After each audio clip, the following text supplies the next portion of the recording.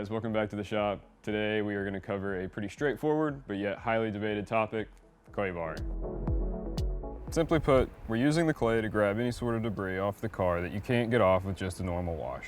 The clay is of course moldable, so when you press it against the paint, you're getting a wide area of flush contact to the clear coat. When you run the clay back and forth, whenever it hits a piece of debris, there's a lot of surface tension pulling on that piece of debris, causing it to break free.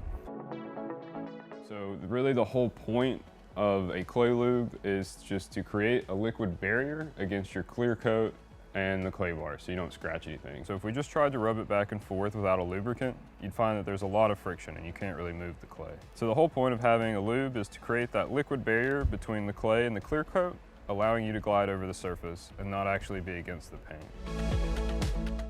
You really just want to stick to like a medium grade clay, just a good all-arounder. If you have a really dirty car, you can use a harder clay, but again, we're just looking at more scratches. So I would stick to just a good medium clay and you should be good to go.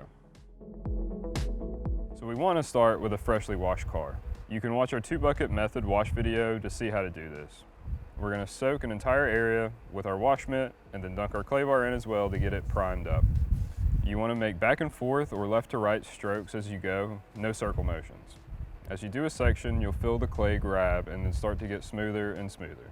That's the clay working to pick off all the little tiny bits. Once you don't feel the roughness anymore, you want to rinse the area back down, check it, and check your clay bar as well to make sure you didn't pick up anything that's going to cause scratches. Knead the clay a few times to give yourself a fresh working area and move on to your next section. Keep this process going of soaking, clay barring, and rinsing, and always keep the area you're working on wet.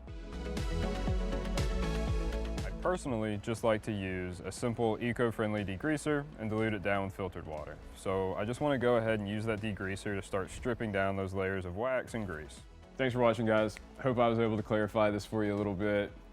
Check us out every Monday for a new video. We're always going to be bringing you new content.